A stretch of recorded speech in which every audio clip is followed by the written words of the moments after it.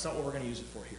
And I use it as a way to assign things. They can respond to me with typing in to their email and replying, and I can grade them and respond right back to them in the same lesson period. So it's been actually really useful for my kids, and they get a kick out of sending me an email and seeing my first name on the reply to their email. So that's something that we use in the room. Our research projects in third grade, our big ones are Pittsburgh. We do a Pittsburgh book. They create a nonfiction book. In the past, it's been an actual book, and it still might be printed, but I'm doing it exclusively on Google Drive, Google Docs, and they actually use slides, not docs. Slides is the PowerPoint for Google, and they've created a document themselves. They insert all of their research, which they do on Google. They search for images there. They're going to present them. We have an HDMI plug that our computer pairs were kind enough to introduce to us, where every kid's going to come up with their Chromebook, plug into our projector, and they're going to go through their book together with the class, which they're really excited about doing. Basically, they can share it with me. I can grade it. I can give them feedback instantly on a page they're working on. I can change things for them if they're having trouble. So it's not me having to go to every kid during the lesson. I can look at it at night and send feedback and say, here's what I changed, here's what you need to update, and they're able to see that whenever. Now, most of my kids don't go on at home yet. Some of them do, just to see, because they love working on it, but that's something that's also not going to happen as much. Using this at home, it's still new for a lot of these kids. SumDog, you heard a little bit about. Dr. Stark talked about it.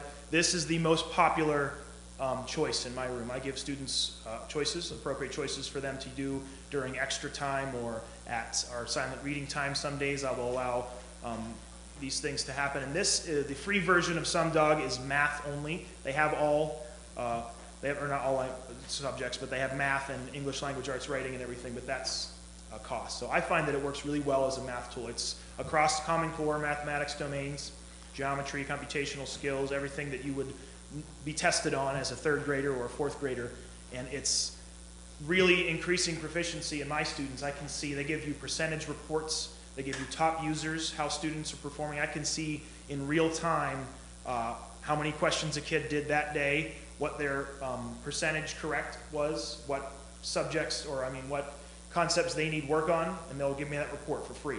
They'll say, this student A needed help with adding 3-digit numbers. They missed X amount of questions, and this is all instant feedback that I get on a daily basis. And it's really nice because it's currently free to have the math one. So that's a great resource for the kids. It's speed-based too. They want fast answers, so the computational questions really help to increase proficiency in those areas. Vocabulary Spelling City is another great resource I use. We had it before, but now being able to use it in the classroom as opposed to just waiting for computer lab day. I assign homework on here. This can help to eliminate. I know Dr. Stark talked about spelling workbooks going away.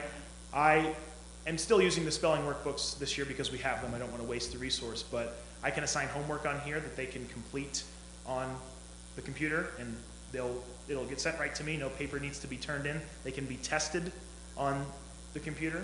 They read the words into headphones. The kids type them in, and they're scored instantly on this. So this is a great resource. There's games to practice, so we use this almost every day as well.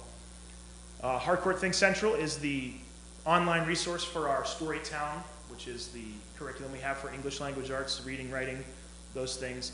I use this in addition to my teaching. I pull up pages and things that teachers have available. Kids don't necessarily have those. But the students in my room, I started at lesson 12, I think. I gave them the opportunity. I wanted everyone to take the test on the computer. I let students retake it if they had trouble or it was difficult. But now more than half of my students choose every week to use the Chromebook to take their language arts test. It's multiple choice. It's scored instantly for them. They get feedback as soon as they click submit test. They type their writing in. I score that. It sends it to my account, and I score it, and they get feedback right away from me. So not only does it help me as a teacher as far as grading, where I can just go in and look at response, I can give feedback to individual questions, but now the students know at the end of the day, Friday, what they got on their test. They don't have to wait till Monday. Parents know. I had a few comments from parents who are thrilled with the fact that their student is able to take this on the computer, and some students don't want to. I choose to give some students a paper test because they have certain needs, certain learning styles. It's an option. Every week they tell me on Thursday, which form do you want for your test tomorrow? And overwhelmingly the kids choose to use the Chromebook. And it hasn't hurt grades. My initial fear was that it would it would hinder scores, and I would see a big drop in scores, and I actually have seen the opposite, which, there's factors that contribute to that, not necessarily the fact that it's just a computer, but I haven't seen an overwhelming decline in scores as a result of using the computer. So the kids love that, and it's a really great feature of our Think Central program. Hapara, as Katie had mentioned, is a way to share documents. I use it primarily to monitor the Chromebooks in real time. I can see what sites they're on. It gives us a display of every student screen. If it's open, I can see what they're on. If a student has ventured onto a game they're not supposed to be on, I can see it on my Chromebook, take a peek at my desk real quick and say, Susie, you're not supposed to be on Cool Math right now. You need to be on Sunbook. So in addition to me being able to walk around, I can also teach and have my Chromebook kind of set up there with the displays open, and I can see who's on what without having to go behind all of their computers and look at what they're on. It's a very great resource. In addition to being able to share out documents, as Ron and the rest of the team has taught us how to do, it's been very helpful having that training to learn these different programs. Typing trainers, apps like Typing Club, I use. It's just a way for kids to have little games to practice typing. Now we have a program in the computer lab that I use weekly, which is our Type to Learn program, which is used, but that's not necessarily as quick as being able to just use some of these apps on the Chromebook. So we use both of those, but that's one thing that the young students in our schools need a lot of work with. I have almost exclusively the one-finger, two-finger typers that we are working on home keys. It's amazing how that's just not something that they're fluent in. You think, oh, everyone has a computer at home, everyone types. They don't. They really don't. So that's something that needs to be, continually worked on. So that's an easy way to use the Chromebook too. Pull up a typing game, a typing activity, and have the kids practice that skill as well. Adaptive learning, that's our Compass Learning Odyssey. We have used that for several years now, but you can access it on the Chromebook as well. So I can use that again, not just on Thursday and Friday at Computer Lab, but whenever the kids are finished with an activity. I can say, okay, now you're done, you can go into Compass, and I want you to work on X amount of activities. And that also gives feedback and adjusts lessons per student and what they're good at and what they need help with. So that's been helpful to have the Chromebooks to use that program even more than we have in the past. And finally, this is my newest and most exciting addition to what I use the Chromebooks for, and it's using Google Forms, which is the survey. We get those as teachers. We fill them out, and it sends back the feedback to whoever created it. I've been using them to give a pre-assessment at the beginning of a lesson, a quick quiz, and the kids take it. It scores it instantly. I get the feedback, and I can see who missed what, who got what questions right and wrong, and then I adjust my instruction very quickly, saying maybe my lesson plan says, oh, you need to focus on A and B at the beginning, and I see all the kids know that. That goes right out of the lesson, and I say, okay, skip that. Let's go right into this part. We'll spend more time on this part of the lesson because I notice 12 of you missed that question on the pre-assessment. And then at the end, I give a ticket out, which is another Google form quiz, and they take it, and I can see at the end of the lesson, within 30 to 40 minutes, who knows what about this subject and who still needs work. And I haven't wasted any instruction time, and it's that. This is one of my favorite things so far, is using Google Forms, which is the little green check mark picture in the middle. So this is just a couple of things that I've used it for over the last, how many months we've had them now? It's already March, yeah. So I love them. I know a lot of the teachers in our school are very interested in learning more. Not everyone is at the same proficiency level as far as teachers in using them. I know that's a scary part for some teachers, but having the time to collaborate, to work together, to have those Act 80 2-hour delays where we can pair out and say, okay, here's what I did, let me show you how to do this, let me share this with you for your classroom. That's been super helpful for us to be able to use these the most effectively. We don't want to waste this resource. So that's about it for me. Are there any questions about any of these things up here? I tried to make it colorful and exciting. I'm sitting here thinking, I don't want to put anyone on the spot, but I'm thinking maybe if we could have some access to what the students are doing. Board members are all busy during the day, but if there would be times, for example, you were doing the book presentation, if we could come over and just visit for a short time and actually see it in action. Yeah. If we could be, I think that would be very helpful. I love what I'm seeing, but I think that would also help to be there and see it firsthand. You're welcome to come visit from 20 anytime you want. As long as I want to make sure there's something going on that's exciting for you, but most of the time, yeah, we're using it every day. We work on the research project every day a little bit, so it'd be great. We'd love to have any visitors come in and see. Do you see students take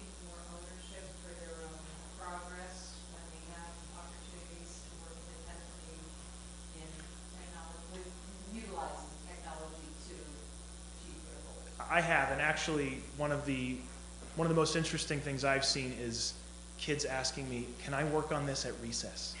During indoor recess, obviously not outdoor recess, but over the past winter, cold days, we've been indoors quite a bit. I've had kids come up almost like, are we allowed to work at recess? And they say, can I work on my project?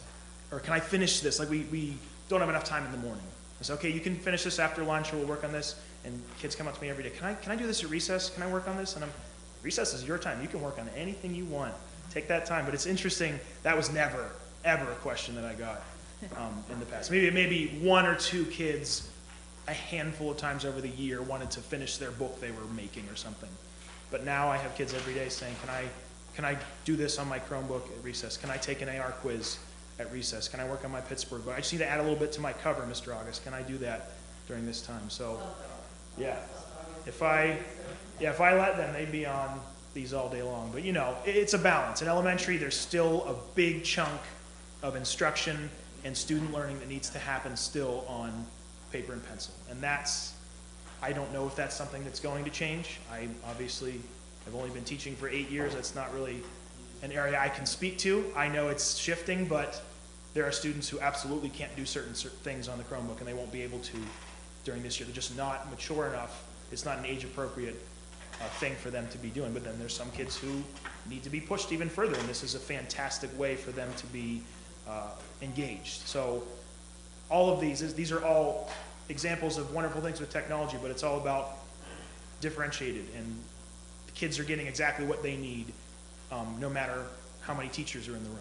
I can operate on there's almost 4 of me sometimes because of all these things that kids can do without my necessarily having to be over their shoulder, teaching them or showing them, or here's how you do this, or here's this paper, here's this and that. I can send things out to multiple kids at multiple times, and it's really helped to, it's a lot of work, I'm not gonna lie. It's a lot of prep, it's a lot of planning. That's the tough part. Teacher feedback to me has been, I don't have time to plan this. So the biggest thing was the in-service days. That's where we've been able to do that. And a lot of teachers are saying, this is, thank you. Like, it's not just me. I don't want to paint myself as the go-to tech guy. I'm not by any means. There are people, my younger brother, for example, knows 3 times as much as I do.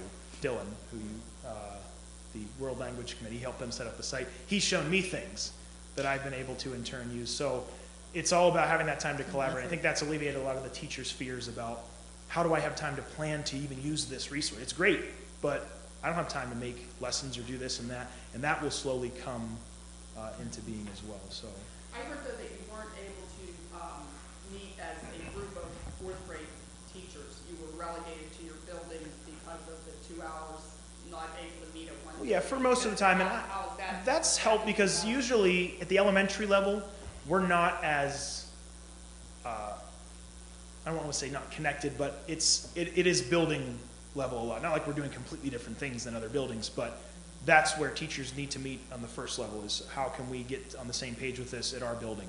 And that's a lot of times where we share over email. I know teachers send out things like, have you tried this, or does anyone know how to use this? And we're able to communicate, but I think right now... So you haven't felt confined by the 2 hour... I haven't personally, and I haven't really gotten any feedback about that from other teachers, but I think that's just been helpful to be able to share within your building, here's how I'm doing this, because we don't have time all the time to meet together and say, hey, come on into my classroom and take a look at this. We just don't I think from my experience that there is, at each elementary school, there is a person who is really, really good with the Chromebook.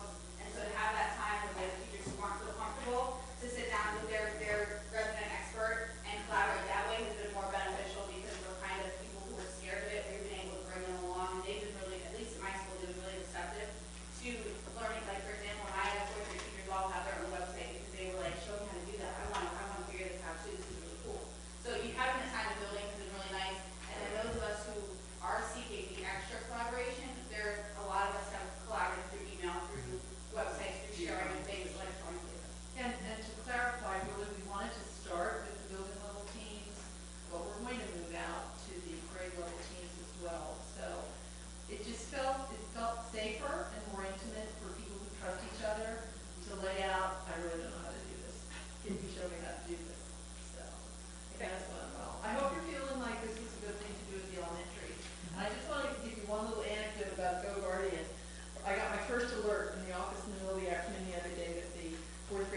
was on inappropriate sight in her science class.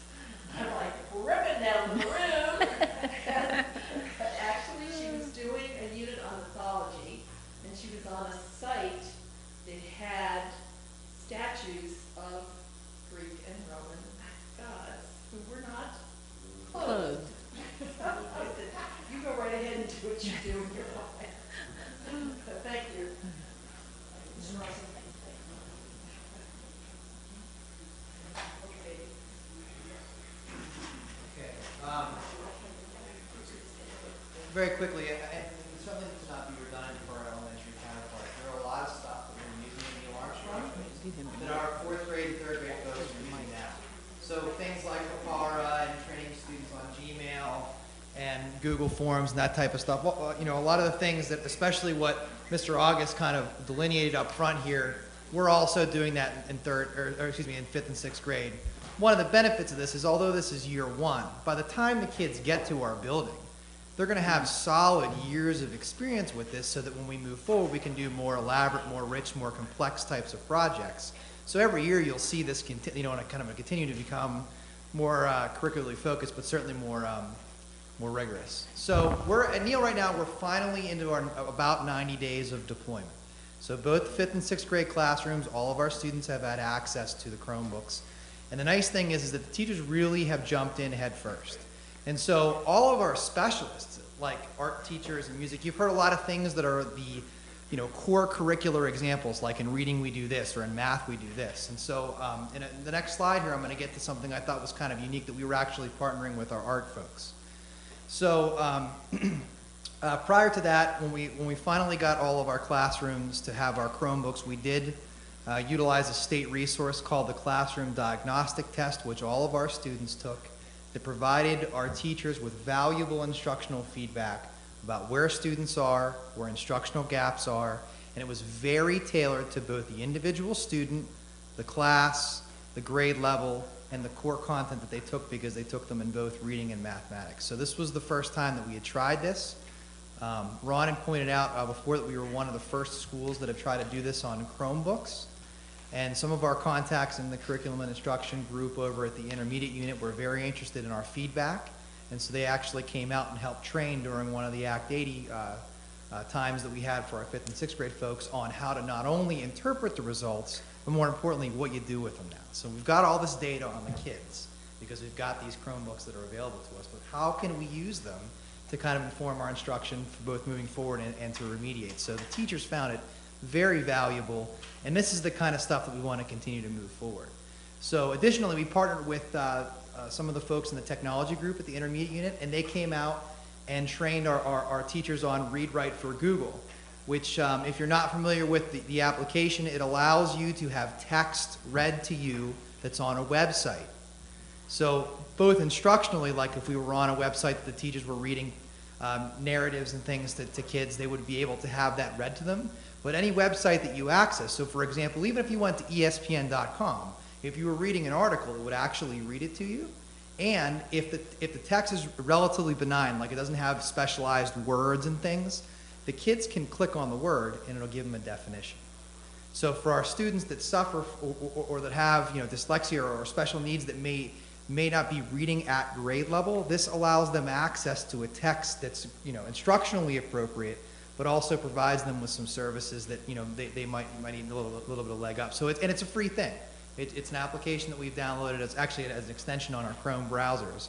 And so the teachers have really run with this, and like I said, Mr. Patterson and I continue to try to provide opportunities like that where we can collaborate, but we have experts that come in and give us these free programs. So speaking specifically to our spelling and vocabulary group, we did have 5 teams pilot the online version of our Wordly Wise.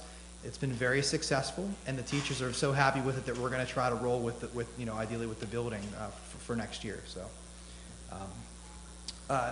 what I had alluded to earlier are some of our math and art classrooms are working together. So, inside of the math curriculum, there's a portion where the kids learn patterns.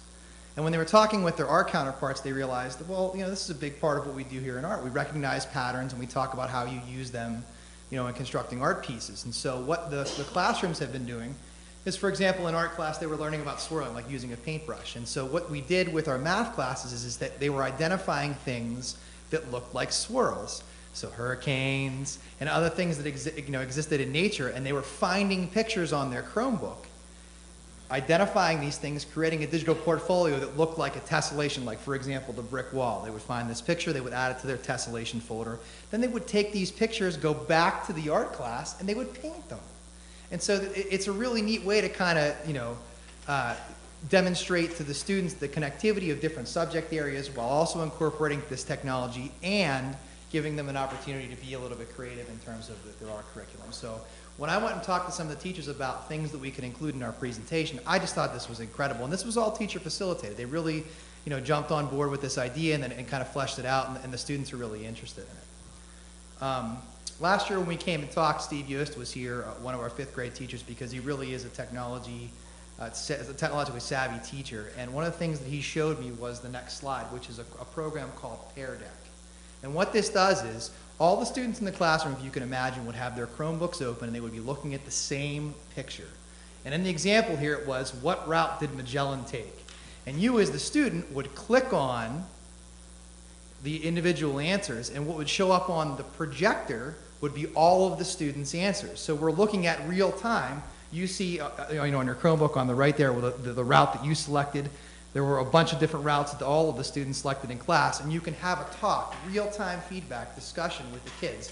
Why would this one maybe not be the right route that they took? Or for example, there was an art piece that said, what was the focal point of the painting? And the kids could click on it. And so you'd start getting all these red dots all over the picture and everything, and then you as the teacher could have a discussion.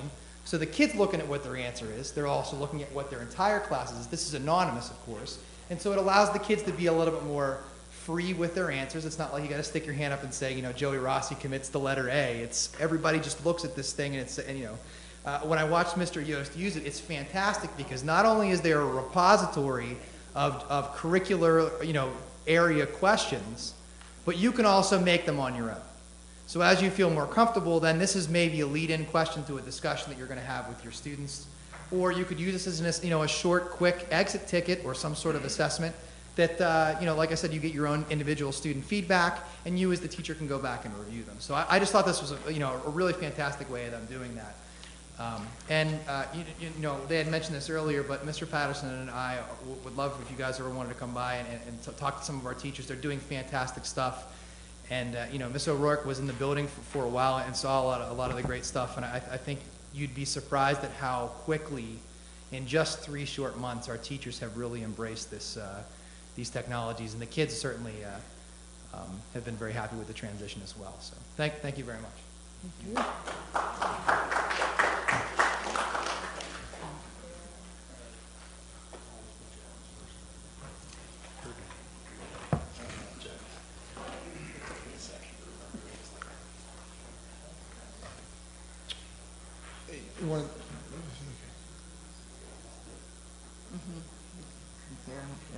Okay, so my turn to talk about independence. Should come as no surprise that we've exponentially increased our Google Doc usage since the last time I spoke with you. We are at 366,598 documents. That what? Well,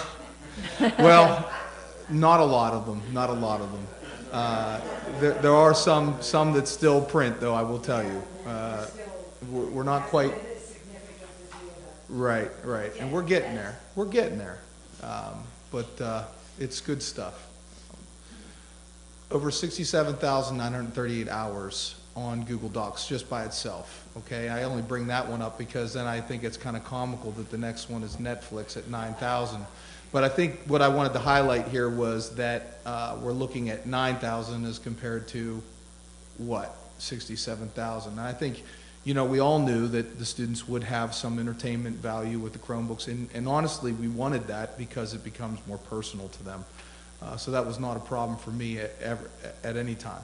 11 out of the top 20 sites are educational in nature, 5 are games, 3 are music and movies, and 1 is the Google search page. So that could go either way depending on what you're searching for. Yeah. And I also get Go Guardian alerts. I don't run down to the classroom because I've gotten quite used to it by now. So, some exciting things going on at IMS. The one thing I wanted to point out, and I'm just going to try to go here real quick. You're going to hear a little bit about Bright Bites possibly tonight, possibly not, depending on time. But in 13-14, our teachers were surveyed. And the question is, teachers asked students to collaborate online with classmates. So we have 77% never, 12% every few months, 12% monthly, 5% at least weekly. So in 14-15, we just got done taking the Bright Bites survey. We can see that we are at 26% at least weekly, 20% monthly, 18% every few months, and then you see this 36 never. Now, this is out of school. This is outside of school, okay? So I just think that shows this is just in a year. Now, I expect this trend to continue, but it is highlighting that there are some exciting things going on outside of school that I think are worth mentioning. One of the things that one of the most proud moments was when I saw the math department really share their resources on Google Drive. And the reason that was so pivotal was because you all know we switched to the Common Core this year. You all know that this was the first year of full implementation of the Common Core. And you also know that being a part of the math committee, we did not adopt a textbook right away, and in many cases we will not. I can tell you in my building that will pretty much be the case. The way that has been successful is through the teachers not all trying to plan everything individually. And they have planned, and we have teachers, all of the teachers in the department share common folders by topic. And so all these materials are going into the drive. One thing I think also we should state is tonight you saw the World Language Department, and I don't think it should be understated just how much of a change that was for them to put their work on the site. You know, much like Janet has done with our professional development material. To me, and Pam can probably appreciate this as a department facilitator, you know, where things go when you send them out to your members. Sometimes they get swallowed up, sometimes people take value in it, but it's across the board. But you can always bring people back to the site as the anchor, and you can refresh it with what's most pertinent to them. And I think that's really going to be a model moving forward for a lot of folks. So I think that's very exciting. We're seeing a lot of changes in the assessment structure, not only in the Common Assessment Framework, which you all are very familiar with now since we've been pounding that out over the past year or two, but as Mr. August talked about with Google Forms and Kahoot and Socratic and some of these tools, that we're seeing the authentic formative assessment at the beginning of class, you know, throughout some of the lessons, the summative assessment that's happening more regularly. I even had a really great moment with a math teacher just last week, and we were talking about how he could get 100% assessment of his kids every day on just a warm-up problem using Google Forms. And I'm assuming you use Flubaroo, Jesse, or something to grade. Yeah, you've seen that, and it was, shall we just say, I just was proud of this particular person, you know, saying, you know, this could really help me, you know, in my class, and so I was really proud of that. You know that we're going to be presenting at the IU. What you may not know is that we have students right now that are working on a presentation and on an exhibit down at the IU that's completely student-led. So it's not going to be through me at all. It's going to be through the students. I'm very proud of that as well, because when I told them that they were going to be on the planning board with the superintendent and the director of secondary ed, and they all thought that was right, big stuff. So, you know, and they are. They're on the planning board, and we're, you know, making headway on that for a presentation at the end of the month. I bring this up because I think when we talk about how technology helps us redefine the boundaries of the school, we're going to be doing what's called a Google broadcast on April 16th at 1 o'clock.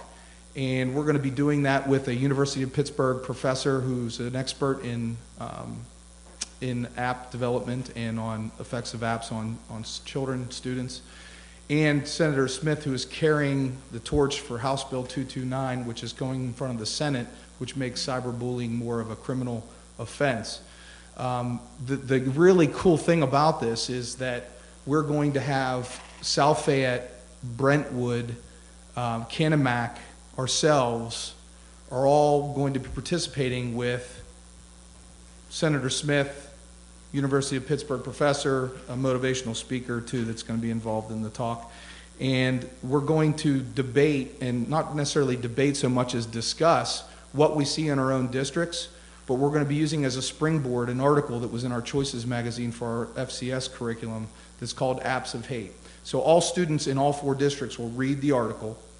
They will all have a basis for which to have the discussion, and then a select group of panelists from each school district will engage in the panel discussion while the broadcast is sent out to all the students in the building.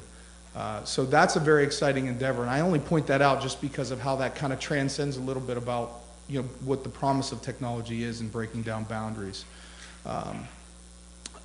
One thing I'm also very excited about is we're using Screencastify, which I'll throw that out because I was so impressed, and I am impressed with our elementary people tonight, just with how much they've done in a short amount of time. Screencastify, so tuck that away, Mr. August, okay?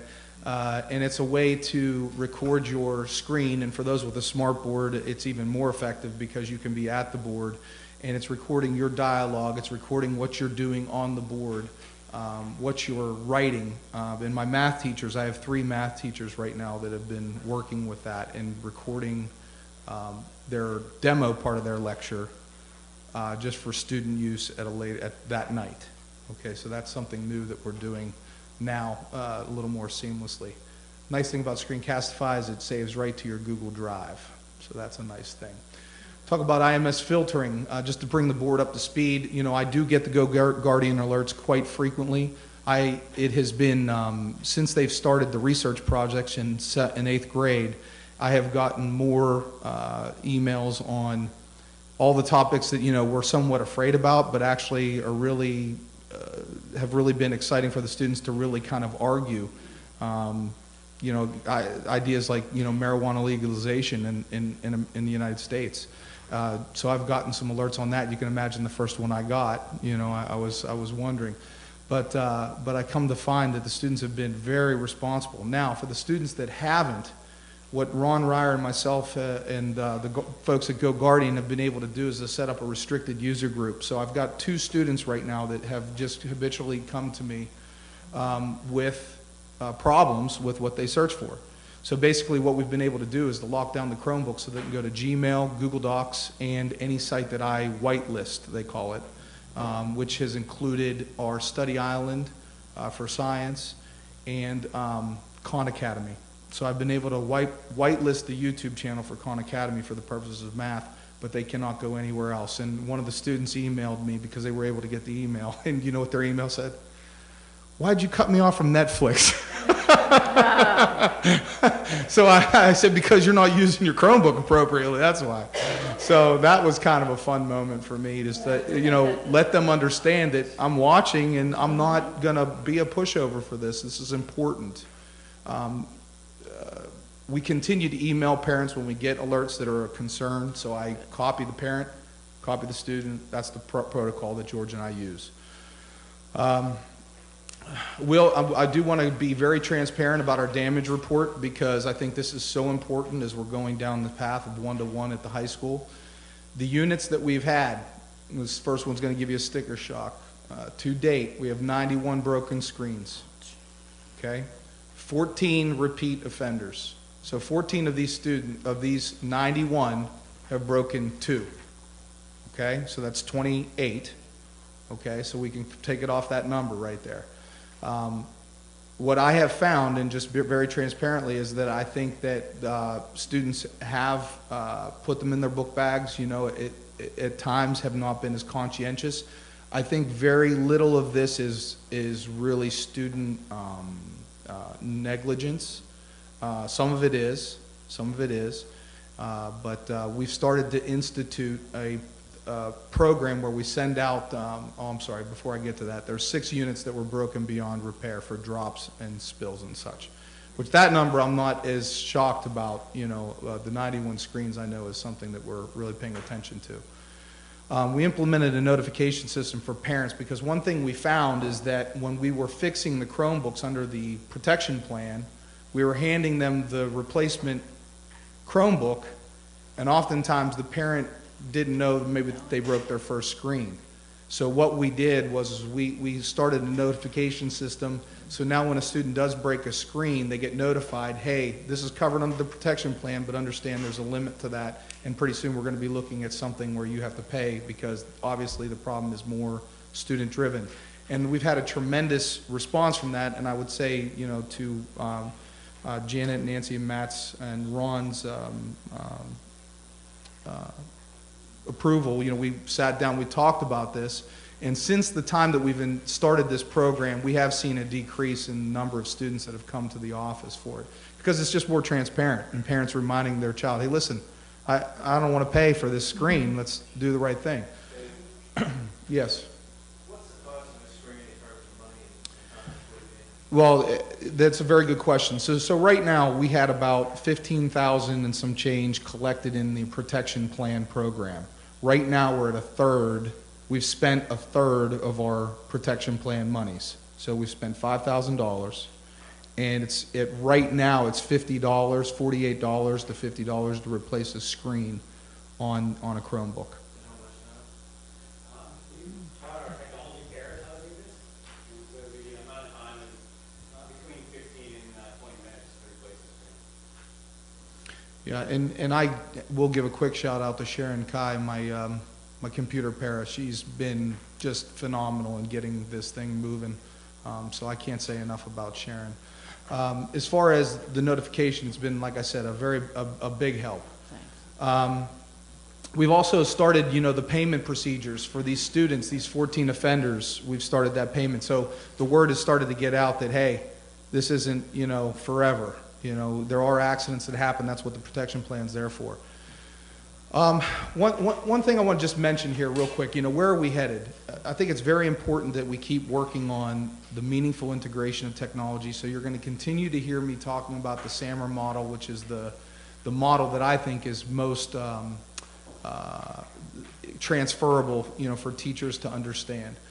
We're going to develop and articulate our digital citizenship framework. And the reason I say that is I put this slide in here. You're going to see this. It says time spent per year teaching about, what was that word right there? I'm sorry. Creating an online presence, okay? And that's part of digital citizenship. And you can see that this is this year's data, 74% of people say that that's not what I teach. Now, I think where we really need to go with teachers is to help our staff understand that this isn't something that stands alone. This isn't a standalone course. We teach this because, just as an example, I got one of the emails I got recently said, why'd you block SoundHound? This was from a student. And I knew this student. The student wasn't saying anything nasty to me. They weren't being rude. But it wasn't, hey, Mr. Minch, hope you're doing well. Just was curious why you blocked SoundHound. Thanks, Christy. And not that I need a big formal letter, but I don't know, why'd you block SoundHound? It just didn't quite sit well with me. Another good example is I had a student the other day who sent out a Google form to try to support a family who's been in need, and this kid's heart was in totally the right place, okay? But he sends this thing out, and he sends it out to the high school staff, the high school students, the middle school staff, middle school students, to this, flurry of emails that I get. Did you see what this kid did? Did you see what this kid did? And I talked to the young man. Of course, he was beside himself because, he knows that he was trying to do a good thing. But that's the piece that we're not reinforcing enough yet, which is that protocol of, we just don't do that. Now, granted, that's only been once or twice that we've had anybody email out to the staff, but it's thinking before you click. We need to integrate that more fully in how we teach, not that we have a standalone course for it, because that's like teaching. I mean, it's hard to teach study skills if you're not going to reinforce that as a teacher, to have a standalone, course like that. So the other thing we're going to be doing next year is we're going to have some student technology leaders. And by that I mean students that are helping teachers learn how to use their tool, okay? To learn how to use their tools. Dylan August is going to be helping me spearhead that. He's already got some students that are very interested in it. And, you know, what would be better than having maybe 2 or 3 students on each team that can serve as a liaison to the teacher? You know, I think that would be a powerful thing. So that's where we're headed. Can't thank you enough. The teachers have been great, and can't wait to keep going. And I know the screens might be a little bit of a concern, but I think that's going to slow down. But I also think it's a lesson to us, and Ron, you know, has been great about talking with us about this, about where we need to go with future units for the high school.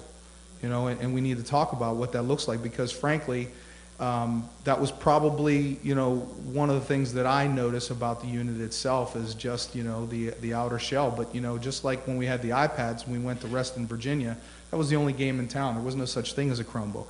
Well, the Acer that we got was pretty much one of the few games in town, but they were all of similar quality.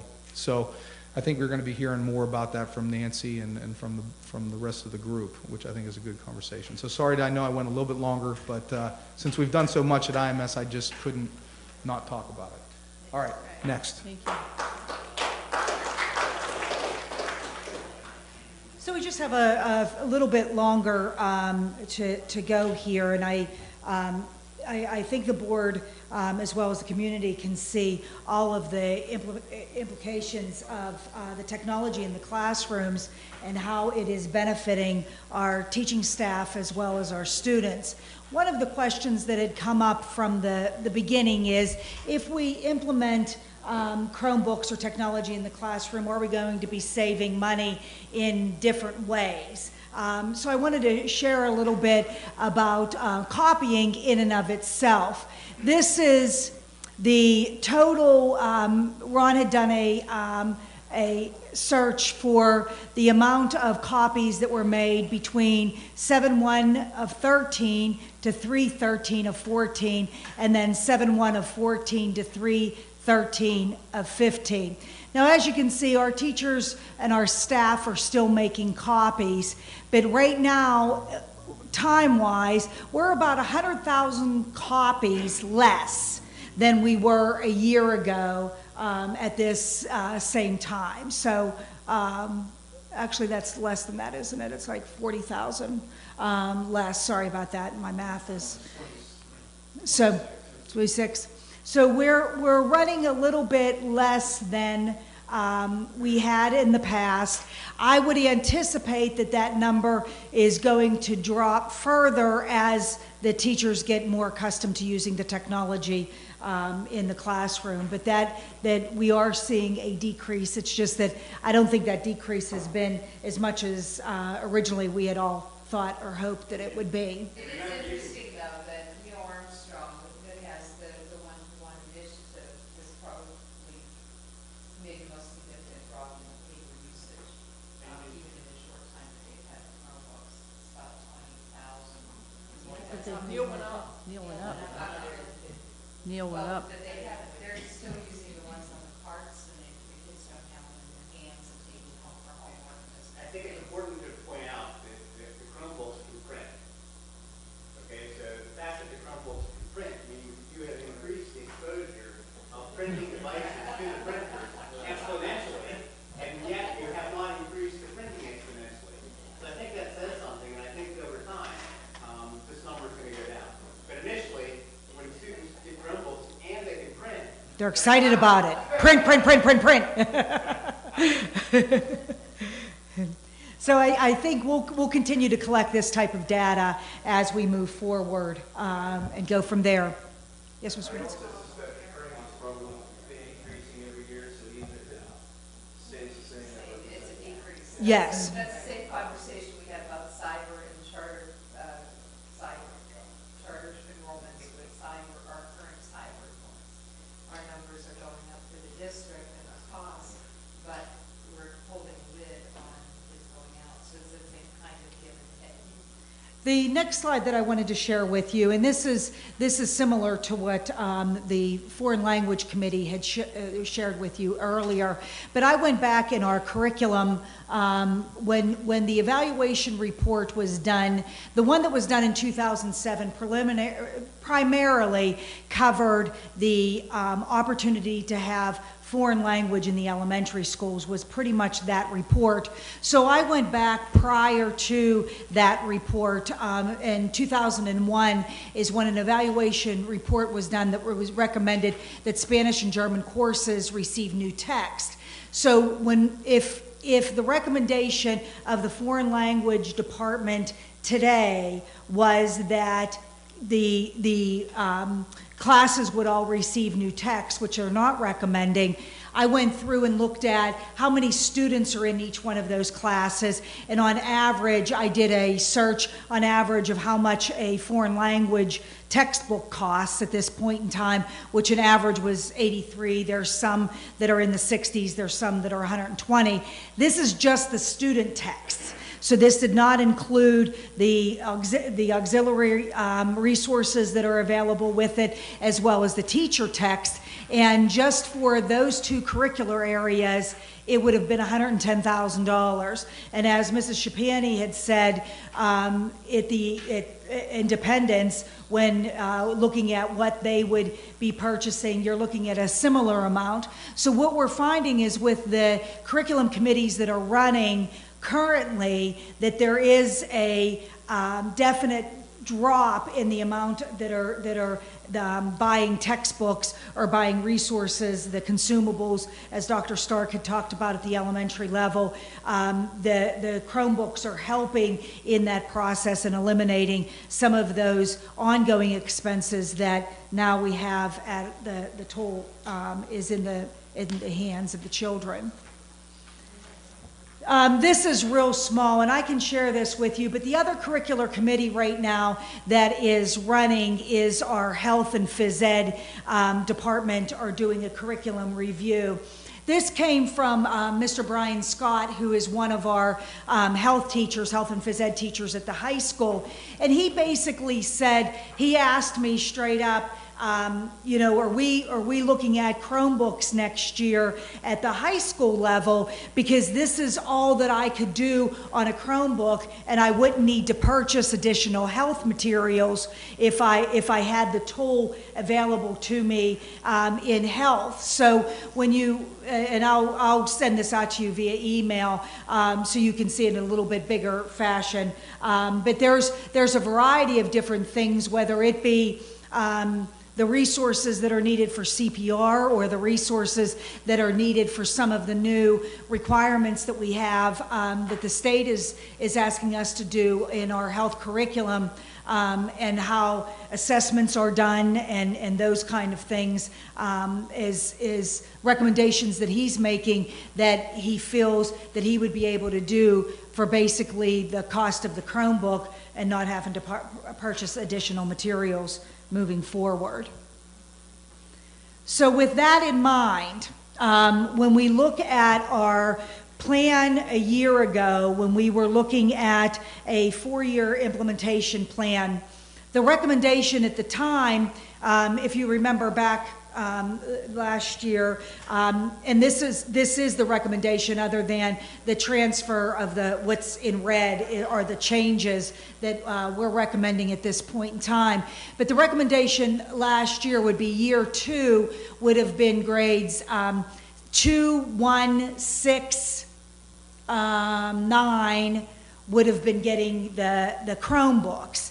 At that point in time, we were having a conversation about a 9th grade academy, if you remember correctly, about the opportunity to expand some of the programs that we were doing at the at the high school, and doing a 9th grade academy where all of the 9th grade would be taught by a group of teachers, and there would be a STEM component attached to it to give some exploratory offerings with science, technology, engineering, and math. That committee is working and continues to work at the high school and looking at exemplary programs that are going on around us to see whether or not that is something that is beneficial for the high school at this point in time. Right now, many of our ninth graders are intertwined within classrooms that have 10th, 11th, and 12th graders. And if you're going into ninth grade and you've already taken Algebra 1, you then are in a class of geometry, or maybe even you taken geometry in at IMS, and now you're in a class of geometry students and Algebra 2 students. So in that, to just give the ninth grade the tool is not going to influence instruction the way that you're hearing instruction being influenced at the other levels at this point in time. So we're recommending an acceleration of our deployment, no change in the cost over 4 years, just an acceleration of the deployment of the technology to include all of 10th, the high school, 9th, 10th, 11th, and 12th. Now you see the 7th grade, though they have Chromebooks currently, one of the things that Mr. Minch had talked a little bit about is the fact that the durability of the Chromebook that we bought a year ago, now they actually have Chromebooks that are classroom Chromebooks that have edges on them that are supposed to take a drop. Their screens, some of our kids, as simple as this is, the screens are not being broken by anything other than they close the lid of the screen with a pencil inside. It cracks the screen. They're very fragile in that, and we're working with the kids to help them with that. But they do now, in fact, have a Chromebook that is classroom ready and supposed to be more durable. So in that, when we look at the implementation of the elementary grades as well as moving forward with the high school, there would be the transfer of 90 of the iPads that are currently at Independence Middle School would move down to the elementary K-1. There would also be a transfer of some of the 7th grade Chromebooks would go onto carts and go with grade 2. And then there would be more durable purchase of Chromebooks for grade 7. And then the following year, the rollover of grade 12 devices, 12th grade devices to grade 9, and the cycle would continue where we would be replacing certain Chromebooks at certain years and working through that. So the cost still remains the same of over the 4-year cycle, but we would be increasing the deployment for next year to include the high school. We feel that if the recommendation otherwise would be to take the Chromebooks from the students and put them on carts at the high school so the staff would be able to have access to them, but that truly would impact. Right now they do that with the iPads, the Apple Chromebooks that they have, Apple books that they have over there on carts now, and it really doesn't influence instruction to the degree that we're seeing happening currently with the kids having them in their hands. So that would be a change, not in money, but a change in the deployment practice of what we're looking at down the road. Does anybody have any questions? Because that is the last slide of our presentation this evening with the one-on-one. I'd like to just make one additional point too. We're hearing a lot of great things this evening in the classroom. What we're really talking about is using technology to help change instruction. And we have seniors this year graduating that will not have had the opportunity to experience one-on-one. And if we go with just 9th graders next year, we're going to have another senior group that won't have that opportunity. So I'd like to say, if you please consider the acceleration, because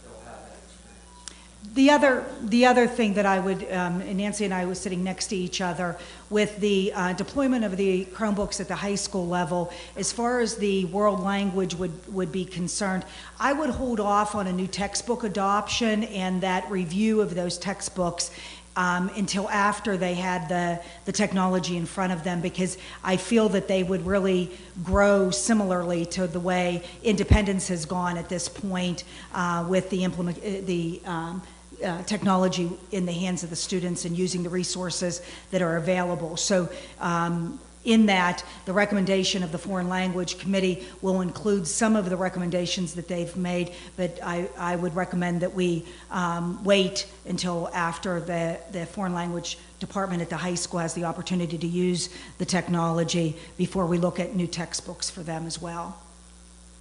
Janet, what percentage of the classes in high school would have students from various grades? Actually, many of our electives are all multi-grade. So when they have the electives, it's multi-grade. I would say, as far as the core are concerned, and Zeb might be better answer to that. The math are mixed. Students come up at different levels. Okay, English is pretty pure. Social studies is pretty pure, but science and math is pretty mixed, as well as all the electives Janet has spoken about. So you're talking about two disciplines really are pure, and the rest are mixed. In order to take advantage of the Chromebook, you really have to have You need, both grades. you need it to make it work right. Or, like Janet said, put it on a cart, and then you have to purchase the parts to put them on. We met last week and debated this hotly. True. But it only makes sense for us to implement the whole high school at the same time, because if we really want the teachers to change instruction, even where the classes aren't mixed, teachers are teaching multiple grade levels. So for them to have all of this technology at their fingertips with one grade level, and then if they do section 9th grade and then a section 10th grade, and not to have that, is counterintuitive. But to have students in mixed classes, we're going to be right back to the same dilemma that we had with the bring your own device, where everybody's got a different resource in front of them, and the teacher can't say, we're going to all use this app, let's upload it, here's the website, when they can't necessarily use it in the same way or view it in the same way. I can pull up a website on my iPad, but I can't look at it in the same, or use it in the same format as I can on a Chromebook or my desktop. I have a question for Matt. Matt, the funding, we're taking this out of one of the fund balances, but then we're paying it back with line item in the budget every year, correct? We're budgeting a transfer of $325,000 to the capital reserve account to fund this. So 325 towards the 1.3 million we're working. So with the exception of a couple of percent you get in interest, it doesn't make any difference going forward. Right. We're getting very little now. Yeah, unless something changes. Yeah, I don't remember the rollover of 12th grade last back to my budget. The Chromebooks were going to be shot after. Is it because? Well, This is just, Just for the 1 yeah. year, because if we implement this with the seniors, they'll only do 1 through 1 year. So they'll go back to the 9th grade. So those will actually, if they last, will become 5-year devices. Yeah, our intent is to keep them active for 4 years. So you have the rollover that would happen in 16-17 back to 9th grade, and then the rollover in 17-18 would go back to 9th grade as well. And then those Chromebooks then would have been with those 9th graders for 4 years. Those would not go back. I mean, we keep our PCs for 7 or 8 years here, so I think you all know enough to know that if we can squeeze an extra year or 2 out of the Chromebook, we're going to do it. We are looking at a slightly sturdier model, as a couple of people mentioned, that have basically a stronger case as opposed to anything else, but so that those, leaning against your backpack on the school bus or, shoving it under the seat doesn't crack the screen. And I think we're still going to be consistent with the Chromebooks, the technology up until grade 6 will stay within the school and will not be carried home, just because the age of the child. Well, I mean, we have to work through that. Some of the labs are geared towards the content, like for example, business labs. The Chromebook won't be able to run every program, so I have to work with Ron and try and narrow down some of that and scale down some of the labs. And I had a conversation with, I think the transition time too, a conversation with a couple of the facilitators in the last few days that, and similar to what we did with the iPads, we don't want to get rid of it until the teachers have the new tool and they feel comfortable with it, and then we'll start looking at how else to use that equipment. So the Writing Center will probably keep the PCs for a while until, yeah. There is a 3-year plan right now to phase out probably 60% of our labs. Well, within 3 years, phase out as much as 60% of our labs. Of course, that's optimistic, but that's our goal. Well, we really don't have plans to buy new labs. Correct. New equipment labs. The age is gonna go. It's going to be gone. There's always gonna be the video lab and business lab, those types of labs. Strictly curriculum based. I don't see buying the general lab. Any other questions concerning the one-to-one? I did put on the agenda just an overview of the Bright Bites. We're going to delay that. We had done the second round of the Bright Bites survey with our staff. We had the opportunity this morning to walk through the Bright Bites data with a lady from Bright Bites. So we'll share those reports similar to what we did last year. I'll send those to you electronically and you can peruse them, but they will be used for us as we plan forward with staff development and trainings and those kind of things. What we just as a snippet, what we found is we still have staff development to do with the survey, as identified, that we still need to spend some time, and we knew that on the implementation of technology in the classroom. So it's very positive, all the things that are going on. Any other questions? Thank you, everyone, for giving us this time today, and thanks to the staff that have come and shared some of the things that they have done. That's makes it so much more meaningful. So I appreciate your time, everybody. Just one comment. We're going to proceed with the plan as presented tonight, and Ron and the team and I will work on getting some costs for the phase 2 and present it to the board probably as soon as April. No later than April, because we want to make sure we get those here. Yes. So Ron can, yeah, we'll probably do maybe that evening. We will tag on to that April 7th meeting, or at least some information. And if, in the meantime, if anybody has any questions or anything, don't hesitate to email any one of us. Okay? Thank you all for your time. Thank you very much. Good night.